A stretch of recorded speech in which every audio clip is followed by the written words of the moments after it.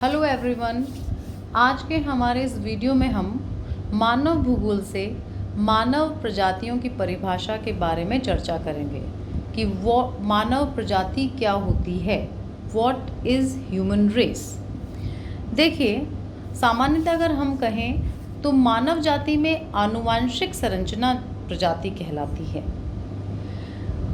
प्रजाति अंग्रेजी भाषा में रेस के नाम से जाना जाता है, प्रजाति शब्द। और ये जो रेस शब्द है इसका प्रयोग 16वीं शताब्दी में शुरू हुआ। थॉमस डी गोबिन्यू पहले व्यक्ति थे जिन्होंने मानव प्राणियों का वर्गीकरण शारीरिक विशेषताओं के आधार पर किया। साधारण शब्दों में यदि हम बात करें प्रजाति के बारे में, तो प्रजाति ऐसे लोगों का एक वर्ग समूह है जिसमें न्यूनतम मात्रा में स्थायी पहचान के लक्षण पाए जाते हैं और जिनके साथ संबंधित लोग कुछ निश्चित अर्थ जोड़ते हैं। यानी प्रजाति एक ऐसा समूह है या ऐसी इकाई है जिसमें कुछ स्थायी पहचान के लक्षण पाए जाते हैं। यानी उनमें वो जो शारीरिक लक्षण है, स्थायी पहचान लक्षण है, उस प्रजाति की समूह में या उस प्रजाति की इकाई में हमें समान रूप से देखने को मिलते हैं। प्रजाति जो शब्द है उसको कई स्कॉलर्स ने अपने अपने अनुसार परिभाषित करने का प्रयास किया। हमारे इस वीडियो में हम इन सबकी मुख्य जो स्कॉलर्स रहे हैं उनकी दी गई परिभाषाओं की चर्चा करते हैं। देखिए, सबसे पहले जो विद्वान हैं वो क्रोबर की बात करते हैं अपन। क्रोबर कहते हैं कि प्रजाति एक प्रमाणित प्राणीशास्त्रीय अवधारणा है। यह एक समूह है जो वंशानुक्रमण, वंश या प्रजातीय गुण अथवा उपसमूह के द्वारा जुड़ा है। यह सामाजिक सांस्कृतिक अवधारणा नहीं है। तो क्रोबर का कहना है कि जो मानव प्रजाति है, जो रेस है, वो एक वैलिड बायोलॉजिकल कंसेप्ट है। ये पूर्णतः एक बायोलॉजिकल अवधारणा है और जो किससे जुड़ा हुआ है? हमारे वंशानुक्रम से, हमारे जेनेटिक कॉम्बिनेशन से, हमारे जेनेटिक मेकअप से संबंधित है। ये कतई सामाजिक या सांस्कृतिक जो कंसेप्ट नहीं है। यानी सारा का सारा जो इस प्रजाति का मेन जो जस्ट है वो पूरी की पूरी बायोलॉजिकल है, हमारी हेरिडिटी है और हमारे जेनेटिक मेकअप पे निर्भर है। अगले जो विद्वान हैं वो हैं हॉबल। हॉबल कहते हैं कि प्रजाति विशिष्ट जननिक रचना के फलस्वरूप उत्पन्न होने वाले शारीरिक लक्षणों का एक विशिष्ट संयोग करने वाले अंतर संबंधित मनुष्यों का एक वृहद समूह है। यानी हॉबल के अनुसार a race is a major grouping of interrelated people possessing a distinctive combination of physical traits that are the result of distinctive genetic combination। यानी ये एक ऐसा जननिक रचना है जो कि शारीरिक लक्षणों के रूप में हमें दिखती है और जो मनुष्यों के समूह हैं उनको एक दूसरे से इंटर रिलेटेड पाती है। अगले जो स्कॉलर हैं वो हैं हैडन।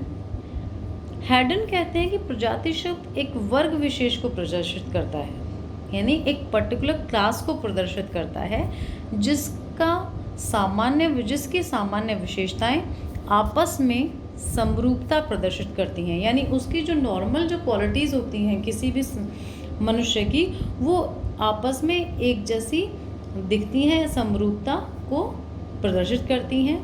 यह एक जैविक नस्ल है, यानी प्रजाति एक जैविक नस्ल है जिसके प्राकृतिक लक्षणों का योग दूसरी प्रजाति के प्राकृतिक लक्षणों के योग से भिन्न होगा। यानी जो एक प्रजाति के अंदर जो हमें लक्षण देखने को मिलते हैं वो दूसरी प्रजाति के लक्षणों से भिन्न होते हैं। फिर आते हैं गोल्डन विजर। गोल्डन विजर कहते हैं एक प्रजाति मनुष्यों का उपविभाग है जिसमें कुछ भौतिक लक्षणों की पैतृक देन रहती है। यानी प्रजाति कोई भी एक प्रजाति जो है वो किसी मनुष्य का उपविभाग है जिसमें जो पैतृक है यानी हेरिडिटी से जो हमें मिलते आए हैं लक्षण वो भौतिक रूप से हमें देखने को मिलते हैं। फिर हम बात करते हैं प्रोफेसर ब्लाश की, Vidal de la Blache. Vidal de la Blache कहते हैं कि मानव प्रजाति का वर्गीकरण मानव शरीर की आकृति और शारीरिक लक्षणों के आधार पर किया जाता है। यानी वो भी प्रजाति को परिभाषित करते हुए कहते हैं कि इनका जो वर्गीकरण है वो आकृति, शरीर की आकृति और हमारे जो शारीरिक लक्षण हैं उनके आधार पर किया जाता है। अब प्रसिद्ध वैज्ञानिक हेल्डेन प्रजाति को समझाते हुए कहते हैं कि प्रजाति एक समूह है, एक ग्रुप है जिसमें कुछ निश्चित जन्मजात शारीरिक लक्षण सामान्य रूप से देखने को मिलते हैं। यानी ऐसा ग्रुप है जिसमें कुछ पैदाइशी ही जन्मजात ही कुछ ऐसे शारीरिक लक्षण होते हैं जो हमें सामान्य रूप से उसमें देखने को मिलते हैं और जिनकी भौगोलिक उत्पत्ति एक निश्चित क्षेत्र में ही होती है और साथ ही साथ इनकी जो उत्पत्ति है इन शारीरिक लक्षणों की वो एक निश्चित क्षेत्र में ही होती है, पर्टिकुलर क्षेत्र में होती है, हर कहीं हमें नहीं मिलती है। फिर आते हैं ग्रिफिथ टेलर। ग्रिफिथ टेलर कहते हैं मानव प्रजाति नस्ल को प्रकट करती है यानी ब्रीड को प्रकट करती है, न कि सभ्यता को, सिविलाइजेशन को प्रकट नहीं करती, ब्रीड को प्रकट करती है। और अल्टीमेटली जो ब्रीड है वो किस पर डिपेंड करती है, हमारे जेनेटिक्स जो है जेनेटिक्स पे वो डिपेंड करती है। उसके बाद हमारे एक भारतीय समाजशास्त्री रहे हैं डॉक्टर मजूमदार।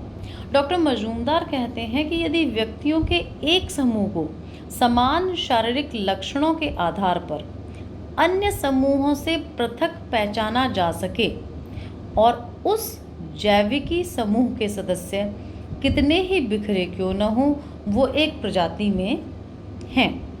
यानी मजूमदार कहते हैं कि व्यक्तियों का या मनुष्यों का या लोगों का ऐसा समूह जिनमें समान शारीरिक लक्षण पाए जाएं और उन लक्षणों के आधार पर हम उन्हें अन्य समूहों से अलग पहचान सकें।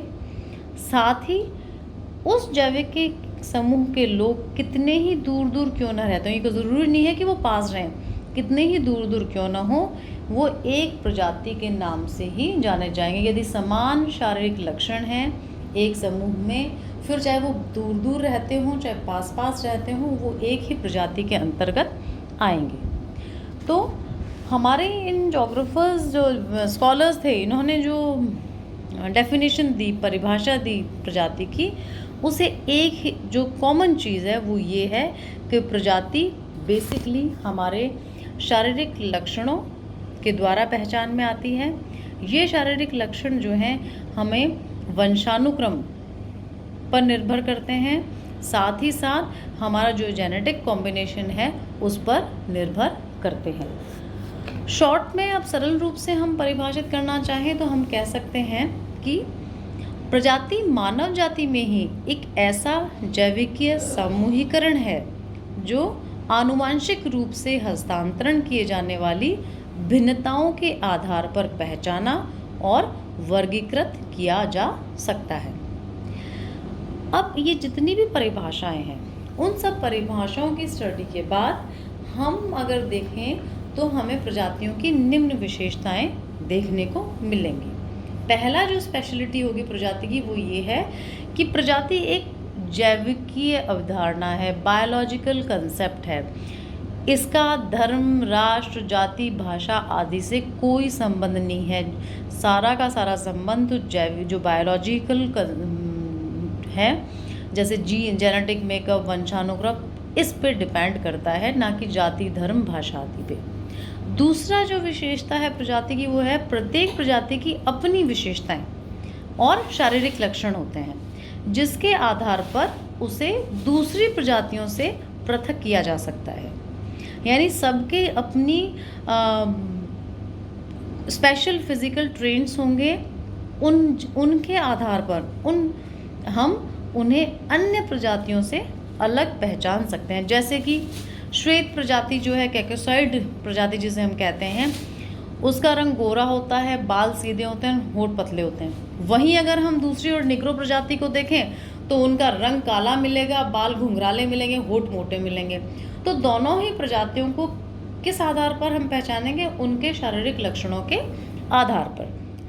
तीसरी जो विशेषता है प्रजाति की जो सामने आई है वो ये है कि प्रजाति के शारीरिक लक्षण वंशानुक्रम अथवा एक पीढ़ी से दूसरी पीढ़ी वाह कणुओं द्वारा हस्तांतरित होते हैं। यानी प्रजातियों के जो हमारे शारीरिक लक्षण हमें देखने को मिलते हैं वो पीढ़ी दर पीढ़ी हस्तांतरित होते हैं, और उनको हस्तांतरित करने वाले जो एजेंट्स हैं वो हम जीन्स कहते हैं उनको, और हिंदी में हम उसे कहेंगे वाहकाणु जीन्स। ठीक है।